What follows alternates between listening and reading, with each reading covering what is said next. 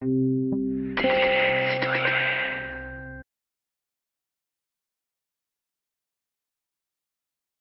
Abu Akleh, 51 ans, journaliste de terrain expérimenté, a été l'une des premières correspondantes d'Al Jazeera en Palestine. Pendant 25 ans, elle a rendu compte de la résistance palestinienne en couvrant les guerres, les attaques, les agressions de l'occupation israélienne contre les Palestiniens. Le Premier ministre israélien a donné à ses soldats un permis de tuer. Ils en usent et en abusent, y compris contre les journalistes.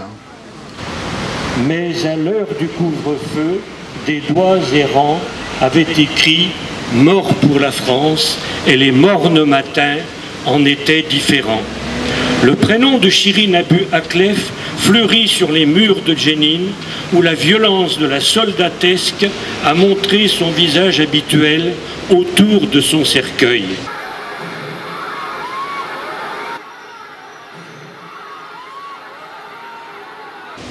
Le prénom de Shirin Abu Akleh fleurit sur les murs d'Hébron, où les tags haineux des colons, gaz pour les Arabes, s'affichent sans vergogne et accompagnent la prise violente de maisons palestiniennes. Mais demain, grâce au combat de Shirin, les mornes matins de Jenin et d'Hébron et de Gaza en seront différents.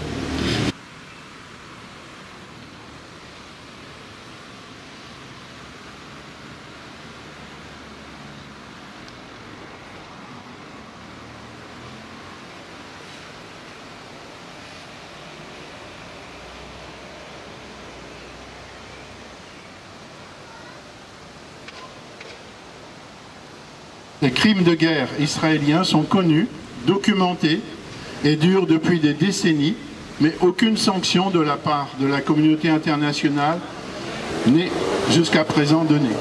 Jusqu'à quand? Le gouvernement israélien, depuis toujours, se croit tout permis. Il n'y a aucune entrave.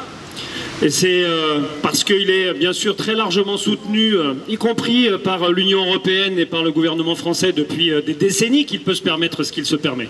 Ce n'est pas simplement le gouvernement des États-Unis qui soutient l'occupation israélienne, mais c'est aussi notre gouvernement qui le soutient. Et comme l'a dit Georges à l'instant, non seulement il faut interpeller les députés français, le gouvernement français, mais il faut faire pression, parce que interpeller, ça fait des années qu'on le fait, et ça ne sert pas à grand-chose, puisque de toute façon, on sait que les intérêts qui sont les leurs ne sont pas ceux des Palestiniens. Mais ce qu'il faut, c'est faire monter la pression, effectivement.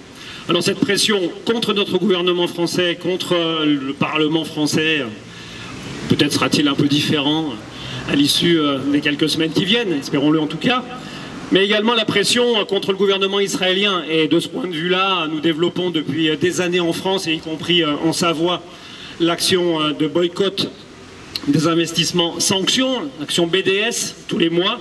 Et le gouvernement israélien sait qu'effectivement c'est quelque chose qui est un moyen de populariser la lutte des Palestiniens, et y compris de frapper à la caisse le gouvernement israélien et ses entreprises. On a reçu ce matin la photo de Fadwa Kader, qu'un certain nombre à Chambéry connaissent, puisqu'on a un partenariat avec eux. On avait été à la création d'un jardin d'enfants dans un camp à côté de Jérusalem. Elle était à l'enterrement, elle s'est fait tabasser. Elle a le visage tuméfié, le coude qui était esquinté, enfin voilà. Je voulais, s'il y avait besoin de témoignages supplémentaires, Fadwa Kader en fait partie. Nous exhortons la France et l'Union européenne à mettre fin à l'impunité dont bénéficie Israël en prenant des sanctions immédiates contre les guerres, les crimes de guerre, et pour protéger les libertés fondamentales d'expression et d'information.